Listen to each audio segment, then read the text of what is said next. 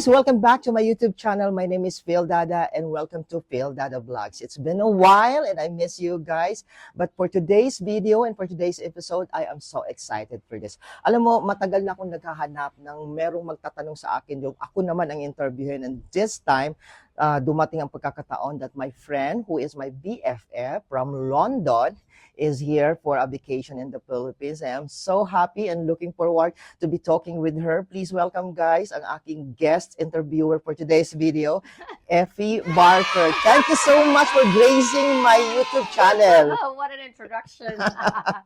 Thank you so much. Wow. You are from Surigao City and we are in Surigao right now. Yes, we are in Surigao. I'd like to thank to the owner of this house, Ivy and David Haldane. Napakagandang bahay. Beautiful, beautiful location. I will show Yes. you guys some footage of our location right now. Sobrang ganda. Ivy and David Haldane, thank you so much for sharing us your home. And Effie, you have an interview, or you did an interview with Mr. Boy Yes. Abunda very recently. Yes. Tell us about it. That's right. I had the privilege to interview the King of Talk, and that is because of the efforts of Philip Rojas. Thank you so much. Sabi nga nila, maraming salamat.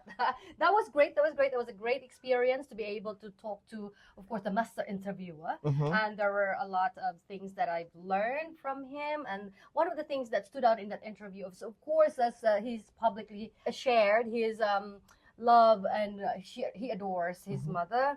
And among other things, of the pain, of the loss, and also his experience on how did he became who he is now. May mga nararamdaman ka bang pressure ka ba when you did that interview with Mr. Abunda? Yes, of course. Yeah. Uh-huh. I did because I tend to criticize myself and I get disappointed with myself. So I was worried that I would end up like that na mag-disappoint ako. But ultimately, I felt like I was not disappointed of myself. I did not disappoint myself at the interview. So that's how I felt. So it's good. It's good. And like I said, it was a great experience na, I mean, not very many would be able to have that opportunity to interview him. Ilalagay ko sa aking description box ang YouTube channel ni Effie para masubaybayan ninyo at mapanood ninyo yung pag-uusap nila ni Mr. Boy Abunda. But this time, guys, ang goal ng interview na to ay siya ang magtatanong sa akin dahil halos lahat naman ng mga videos ko, ako ang magtatanong or ako ang nagtatanong sa mga celebrities or sa mga random na mga common na tao. But this time, Effie would like to do the interview with me at siya ang magtatanong sa atin. So let's see. Wala akong alam sa mga itatanong niya, but I'm excited. So let's... I'll put you in a hot seat today. Oh, I'm so excited for that. Okay. Well, Philip Rojas, you worked with big celebrities, the King of Talk, the Queen of all media. So a lot of people actually are curious on how did you get to where you are now? Paano ba nag-umpisa ang Phil Rojas? You're from Davao City. Saan ba nagsimula? Paano nangyari to? Ako'y isang probinsyano na mataas at mahaba at ang tawag dyan. I'm a dreamer. Ako'y isang nangangarap bilang isang probinsyano sa isang remote barangay sa Balingaing Tugbok, Davao City. Oo, sa isang remote na barrio doon sa Davao. Pero when I was a kid, naalala ko talaga na sobrang fan na ako ng television. During that time, nakikipanood pa ako sa TV ng aking mga auntie, ng aking lola, at saka black and white pa ang TV noon. At ako isang big fan ni Cheryl Cruz. At nabigyan ako ng pagkakataon na maging presidente ng kanyang fans club sa Davao City chapter. At ako'y nagkaroon din ng pagkakataon na ma-meet siya in person. So that feeling ko doon nagsimula lahat hanggang sa nangarap ako na pumunta ng Maynila na hindi ko ine-expect dahil feeling ko sa Davao City parang kunti lang ang opportunity or opportunities na makikita ko doon sa Davao. So, pag pinapanood ko ang TV at pinapanood ko ang mga lugar sa Manila, parang naisip ko, siguro mas maganda kung I will try my luck in Manila because marami ang oportunidad doon, malawak yung lugar. So, that's how it all started. I traveled to Manila. Wala akong kakilala doon. Nakikiusap lang ako na makitira sa aking kaibigan or sa kaibigan ng aking kaibigan. At nagsimula ako bilang kargador ng mga used oil. Alam mo yung Epi, yung unang salta ko sa Manila talaga, nagbibitbit ako, nagpipick up kami ng mga used oil sa mga restaurant, sa mga fast food, Jollibee, McDonald's, blah, blah, blah, blah. At yun ata ang business nung tinuluyan ko para gawing feeds. Hindi ko alam kung ano ang proseso, gawin daw feeds para pangkain sa mga baboy. So, nagtagal ako doon ng 1 month and napagod ako and I almost give up and I was telling myself na uwi na lang ako ng Davao kasi hindi ko kaya to dahil bakla ako tapos kargador ang trabaho ko pagdating sa Manila. Pero bago ako umuwi papuntang Davao, bago ako nagdesisyon, I decided to write a letter to Mr. Boy Abunda. And to make the story short, maswerte ako dahil nung ginawa ko yung sulat, may kasamang dasal na galing sa puso. At to make the story short again, napansin ni Mr. Boy Abunda, nabasa niya ng personal ang aking sulat. At pagkatapos niyang nabasa, itinawagan ako para papuntahin sa ABS-CBN. Oh, wow. What a story. Because of Cheryl Cruz. Oo, dahil yung influence talaga niya sa akin sa showbiz, Wow. talagang yun ang nag-udyok sa akin para Nag-udyok. mangarap at tuparin at subukan ang buhay sa Nang Manila. dahil kay Cheryl Cruz. Anyway, so you had that urge or the desire to go to Manila because of that story and then eventually napagod ka because Yeah. mahirap, mabigat na trabaho yung maging Nadatnan ko doon. kargador. Exactly. Yes. Hindi bagay sa beauty ko. Nakakawala ng Naman, voice. Oo. naman. So, yung sulat mo kay Abunda, do you by any chance know what caught his attention sa sulat mo? What was in that letter that, caught his attention? I think it's the sincerity of the letter, Effie. Mm. Oo. Like what I said nga, pag sobrang said ka, na I was so down during that time at gumawa ako ng sulat. At pag gumawa ka ng sulat, may kasamang dasal, parang nanggagaling talaga sa puso. At siguro, nung nabasa ni Mr. Abunda yung letter na yun, which I kept, tinago ko talaga at pinaprame ko talaga itong letter na to kasi nag-Xerox copy ako nito eh. Pinaprame ko talaga, tinago ko talaga hanggang ngayon. Siguro, to answer your question, yung sincerity, yung honesty, kasi nanggagaling talaga sa puso. At siguro na-touch talaga siya sa kwento ko dahil siguro naawa siya na parang isang bakla naging kargador. I have nothing against kargador, but it's just that sa personalidad ko na kakayanan ko, hindi ko talaga siya, hindi bagay sa akin dahil parang malamya ako eh. Payatot ako during that time. Oo. So, yun siguro ang nagpaantig sa kanya kaya pinatawag niya ako. Right.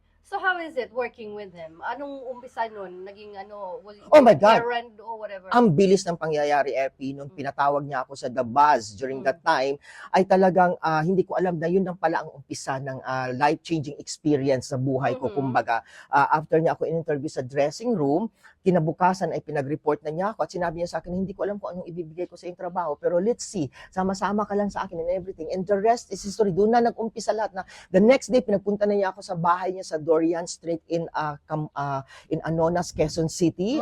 Maalala ko pa yung bahay. At sinama na niya ako one afternoon sa mga lakad niya. At wala akong clueless ako. Umpisa na pala yun ng aking trabaho bilang staff ni Mr. Abunda. Wow. So I started as alalay literal, yung taga-bit-bit ng kanyang mga gamit, pag nagtitaping siya and everything. So nag-umpisa ako sa ganyan talaga.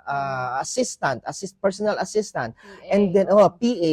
But eventually, I don't know, siguro na-discover niya na Inglesero ako, marunong akong sumagot ng telepono dahil kahit sa Davao ako, parang marunong na akong mag-Ingles.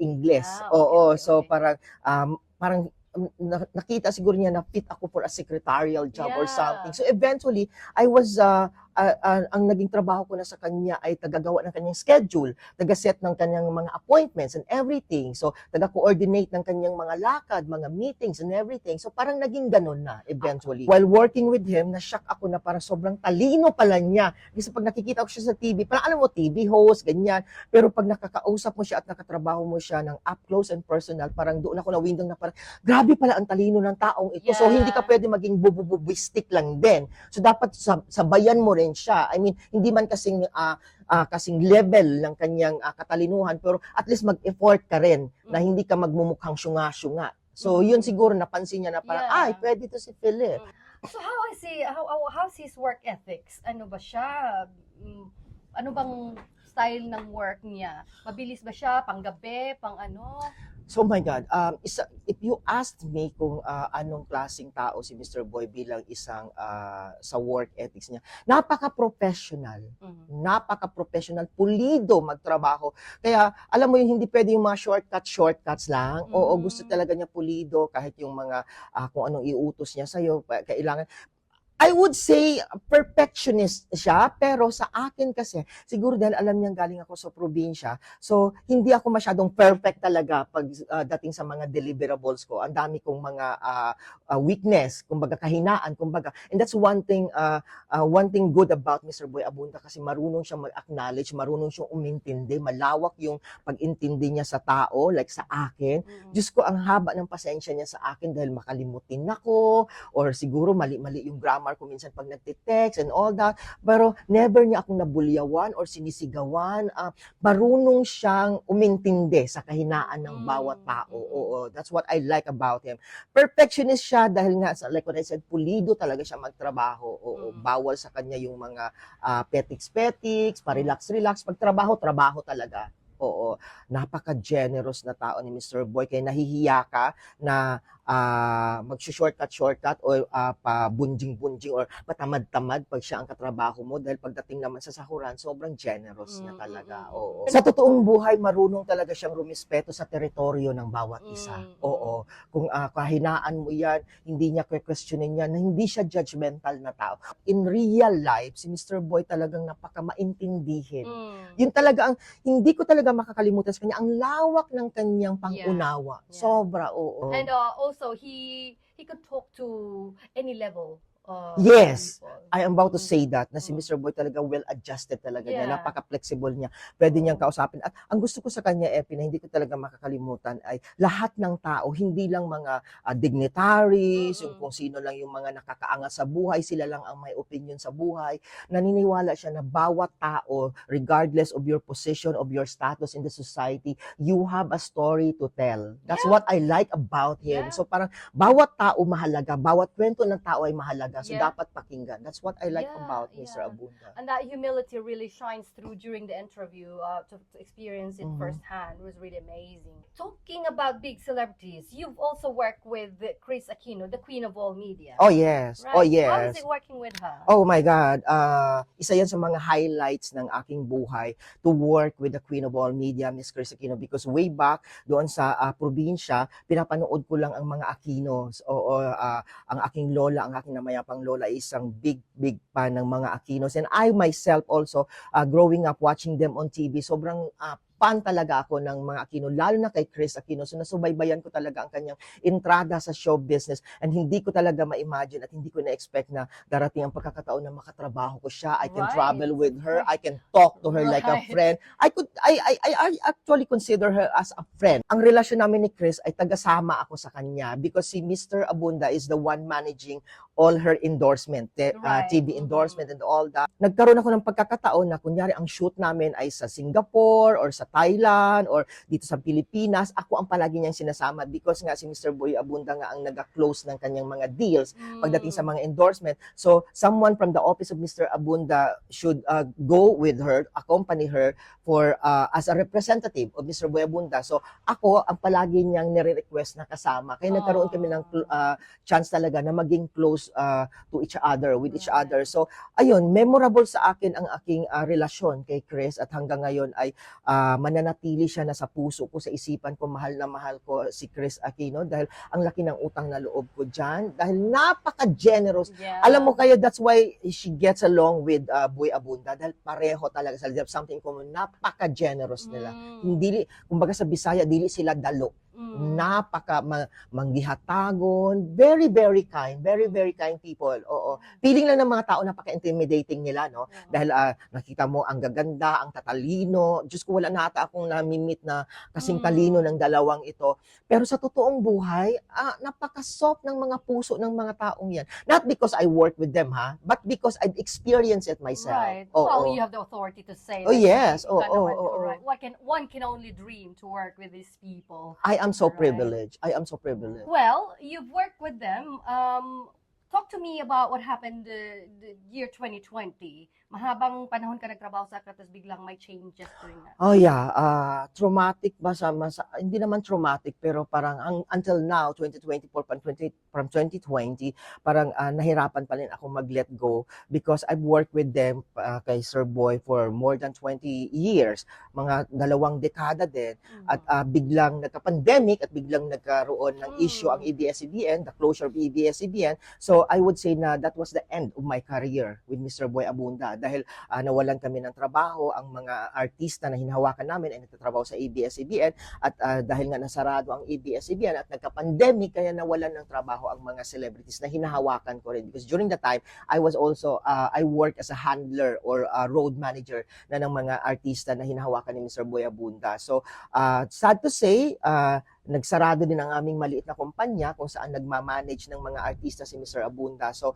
since hindi na kaya ang ma-survive, dahil nga sa sitwasyon, sa pandemic, kaya nagkahiwa-hiwalay kami ni Mr. Boy. But that doesn't mean na ang relasyon namin ay natapos na because even after the closure of ABS and the closure of our management company, tuloy-tuloy pa rin yung relasyon namin ni That's Mr. Boy. We nice. became actually very good friends after. Nagta-travel pa rin kami or nagta-travel pa rin ako with them. Sinasama pa rin niya ako sa mga biyahe niya sa abroad, sa New York, 2021 and 2022. Nagkaroon ako ng chance na mag-travel with him. So, tuloy-tuloy pa rin. Pag may mga problema akong personal, tumatawag pa rin ako sa kanya. Financially, I will acknowledge it and I will tell it, I will reveal it na ang laki ng tulong niya sa akin pag mga problema akong financial. Dahil nga ang nanay ko ay 88 years old na at may maintenance si mother, mahal ang insure. Kaya pag naubusan ako ng pambili ng insure, para sa nanay ko talagang tumatawag ako kay Mr. Boy. Right. And every now and then, pag tumatawag siya sa akin, kahit nasa probinsya ako at sa Davao City ako, tinatanong niya pa rin, ang unang palagi niyang tinatanong, how's your mom? No. Oo, very nice. Oo. Yeah.